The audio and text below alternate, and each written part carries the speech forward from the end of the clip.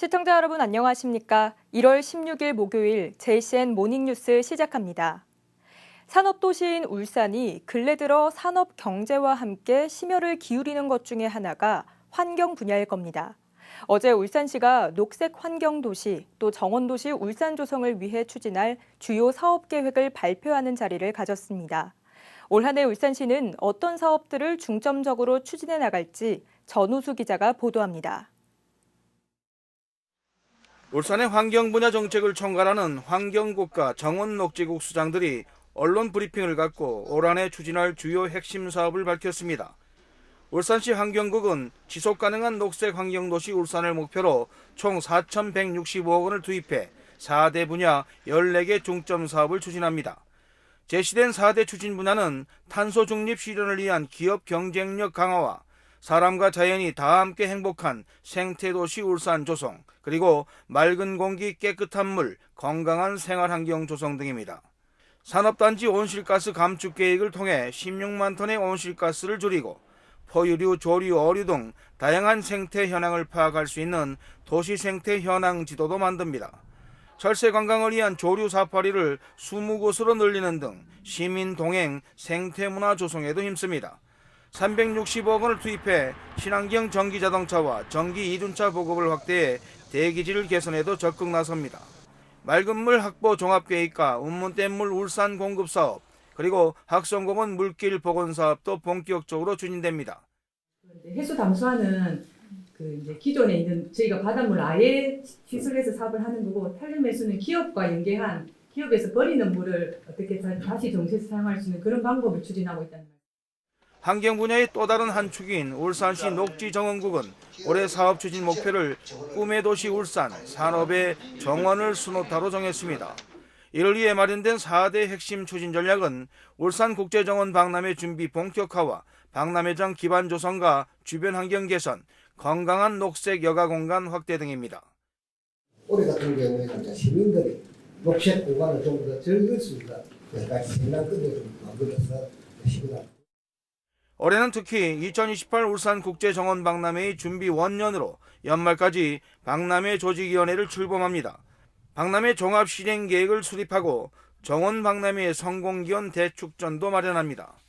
박람회장 기반 조성과 환경 개선을 위해 삼산 여천 매립장에 54억 원을 투입해 지반 안정화를 추진하고 내년까지 225억 원을 투입해 박람회장과 연계한 도시숲 조성 사업도 추진합니다. 또한 내년까지 89억 원을 투입해 여천 배수장 유수지를 준설하고 100억 원을 들여 도칠산 생태복원과 수변 공원화 사업도 추진합니다. 오는 6월까지 태화로 스카이워크를 준공해 태화강 국가정원에 새로운 랜드마크를 제공하고 철새 서식지인 3호 대숲의 대나무 생육환경 개선 작업도 추진합니다.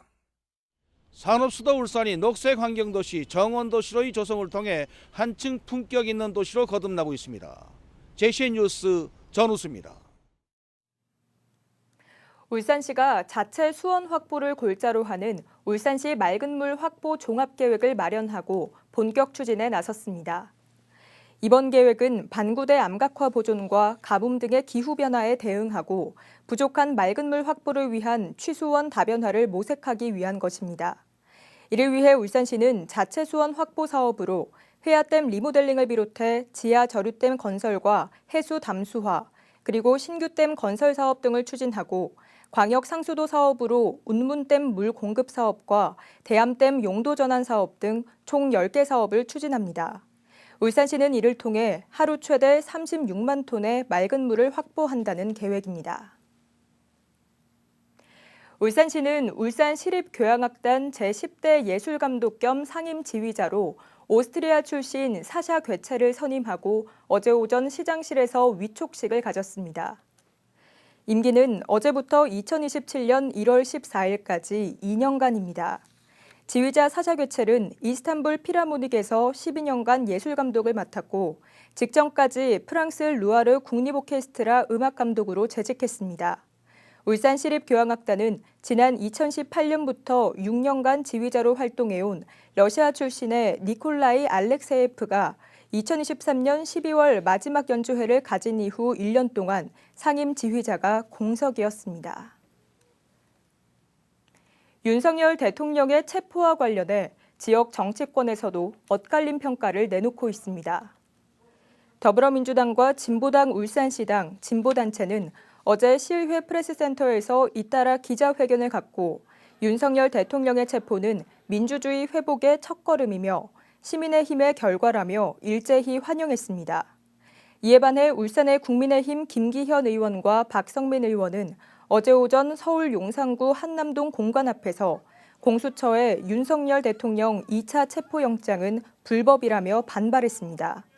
특히 김기현 의원은 자신의 페이스북에서 오늘은 대한민국의 자유민주주의가 무너진 날로 역사에 커다란 오점을 남긴 날이라며 윤석열 대통령 체포를 강력히 성토했습니다. 울산 지역 주요 기업들이 대부분 5일간의 설 연휴를 실시해 전후 주말 포함 모두 9일간의 장기 연휴에 들어갑니다. 현대자동차와 현대중공업, 현대미포조선은 오는 27일부터 31일까지 5일간의 연휴를 실시해 9일간 공장 가동이 중단됩니다. 그러나 S-오일과 SK에너지 등 석유화학업계는 장치산업의 특성상 설비 가동을 멈출 수 없어 4조 2교대 근무체제로 정상 운영될 예정입니다.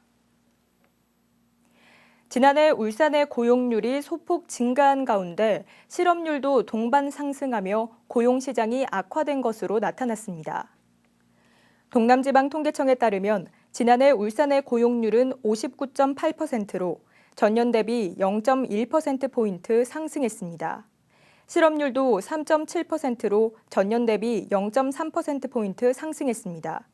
한편 지난달 취업자 수는 56만 7천 명으로 전년 동월 대비 3천 명 줄어든 가운데 업종별로는 제조업과 도소매업, 숙박 음식점업에서 크게 줄어든 것으로 나타났습니다. 중구 번영로 센트리즈 아파트 입주 후 인근 상권의 유동인구와 소비 금액이 크게 증가한 것으로 나타났습니다.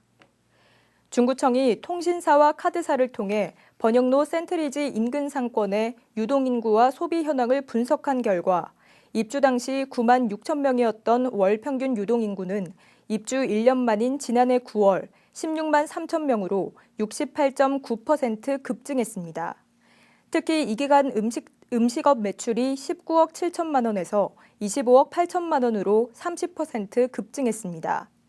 또 지난해 태화강 마두희 축제 기간 원도심을 찾은 방문객 수는 41만 명으로 이 중 45%가 10대에서 30대였으며 축제 기간 관광 관련 9개 업종에서 소비된 금액은 7억 5천만 원으로 30대에서 40대 남성들의 소비가 36.5%를 차지했습니다. 남구청은 어제 골목 상권 활성화를 위한 3대 추진 전략과 12개 과제를 담은 계획을 발표했습니다. 남구청은 골목 상권 활성화를 위해 지난해까지 골목형 상점가를 지정하고 로컬 브랜드를 만드는 등 기반 조성을 해왔습니다. 이어 올해는 상권 통합 지도를 제작하고 골목 상권 콘텐츠 지원 사업을 펴는 등 맞춤형 정책을 본격적으로 추진할 방침입니다. 울산의 유일한 4년제 종합대학교인 울산대학교는 남구 무거동 한 곳에만 캠퍼스가 있어서 타 구군 주민들에겐 비교적 접근성이 떨어지는데요. 울산대가 글로컬 대학 사업의 일환으로 지역 곳곳에서 교육하는 캠퍼스를 뜻하는 유비캠, 즉 찾아가는 대학 캠퍼스인 유비쿼터스 캠퍼스 1호를 개소했습니다. 새로운 대학 모델이 될 것 같습니다. 박영훈 기자가 보도합니다. 외국인 근로자들이 강의실에 모여 각자 자국의 언어로 온라인 교육을 받고 있습니다. 근로자들이 받고 있는 교육은 울산대학교 교수가 진행하는 스마트 팩토리 강의입니다. 울산대 글로컬 대학 사업의 일환인 유비캠 1호가 HD 현대중공업 뿌리 아카데미관에 개소하면서 근로자들이 울산대의 교육을 받을 수 있게 된 겁니다. 유비쿼터스 캠퍼스라는 뜻의 유비캠은 울산 전역의 캠퍼스를 조성해 울산대의 교육을 제공받기 어려운 기업 재직자와 학생, 외국인과 울산 시민 등을 대상으로 맞춤형 교육을 제공하는 캠퍼스입니다. 새로운 환경에 적응하기 위한 노력, 또 현장의 기술, 그리고 또 중공업 구성원으로서의 자부심과 관련된 다양한 교육 또는 훈련 프로그램을 울산대학교가 중심이 돼서 울산대는 이번 유비캠 1호 개소를 시작으로 유비캠 2호를 조성 중인 북구 평생학습관을 비롯해 내년 초까지 모두 7곳의 유비캠을 주요 산업단지와 도심에 조성할 계획입니다. 유비캠 1호인 뿌리 아카데미관에선 안전 보건교육 등 근로자를 대상으로 한 산업체 맞춤형 교육이 운영되고 향후 조성될 유비캠에선 AI 교육과 기술 창업, 시민 평생교육 등이 운영됩니다. 울산시는 유비캠을 통한 지산학 협력 강화로 지역산업 육성과 일자리 창출에도 기여할 수 있을 걸로 기대하고 있습니다. 유비캠 개소를 계기로 울산 산업에 맞고 울산 기업이 원하는 맞춤형 인재를 폭넓게 양성해 나가면서 산업과 교육 전반의 도시 경쟁력을 한층 높이겠습니다. 울산 지역 곳곳에 조성될 울산대 유비캠이 지역 내 교육 장벽을 해소하고 도시 전체를 교육과 산업 생태계 혁신의 공간으로 만들 수 있을지 주목됩니다. JCN 뉴스 박영은입니다. 울산과학대학교의 2025학년도 신입생 정시 모집 마감 결과 정원 내 106명 모집에 948명이 지원해 8.94대 1의 경쟁률을 기록했습니다. 이는 울산, 부산, 경남, 제주 지역에 정원 내 입학 정원 500명 이상 중대형 전문대학 12곳 중 가장 높은 경쟁률로 이 지역 내 전체 22개 전문대학 가운데 두 번째로 높습니다. 한편 춘해보건대학교는 이번 정시 모집 마감 결과 정원 내 121명 모집에 500명이 지원해 지난해보다 소폭 증가한 4.13대 1의 경쟁률을 기록했습니다. 울산의 오피스텔 평균 월세 가격이 58만 원으로 대구와 함께 비수도권 가운데 가장 높은 것으로 나타났습니다. 한국부동산원에 따르면 지난 4분기 울산의 오피스텔 평균 월세 가격은 58만 원으로 전분기보다 0.68% 올라 전국에서 인천 다음으로 상승폭이 컸습니다. 또 울산의 오피스텔 전월세 전환율은 6.6%로 세종과 대구 다음으로 높아 동일 면적의 다른 지역 오피스텔보다 월세 부담이 큰 것으로 조사됐습니다. 더불어민주당 김태선 국회의원은 산재 처리 지연 시 생계보장을 위한 급여를 우선 지급하도록 하는 것을 주요 내용으로 하는 산업재해 보상법 일부 개정안 등 4개 법안을 대표 발의했습니다. 김 의원이 발의한 산업재해 보상법 개정안은 산재 처리 기간의 지연 문제를 해소하기 위해 산재조사와 처리 기한을 법으로 명확히 규정했습니다. 고용보험법 개정안의 경우 고용유지 지원금 산출 과정과 기준의 복잡성을 간소화하는 데 초점을 맞췄고 직업안정법 개정안은 중대재해가 발생했던 사업장의 정보를 구직자에게 투명하게 제공하도록 하는 내용을 담았습니다. 울산시 선거관리위원회는 오는 3월 5일 실시되는 제1회 전국 동시 새마을금고 이사장 선거를 앞두고 위법 행위가 발생할 우려가 큰 것으로 보고 특별 예방 단속 체제에 돌입했습니다.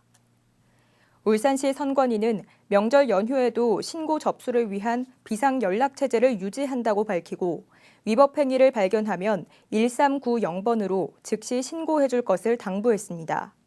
위법 행위 신고자에게는 포상금 심사위원회의 의결을 거쳐 최고 5억 원의 포상금이 지급됩니다. 울산의 대표 축제인 울산 옹기축제가 9년 연속 대한민국 축제 콘텐츠 대상에 올랐습니다. 울주문화재단은 울산 유일의 문화체육관광부 지정 문화관광축제인 울산 옹기축제가 올해 제13회 대한민국 축제 콘텐츠 글로벌 명품 부문 대상을 수상한다고 밝혔습니다. 시상식은 다음 달 25일 서울 용산 로얄파크 컨벤션에서 열립니다. 울산시는 올해 상반기 민간보조금 지원 사업을 어제부터 다음 달 3일까지 공모합니다. 민간보조금 공모사업은 법인 또는 단체 등 민간단체를 선정해 울산시 보조금 예산을 지원하는 사업으로 올해 상반기 지원 규모는 총 17억 4천만 원입니다.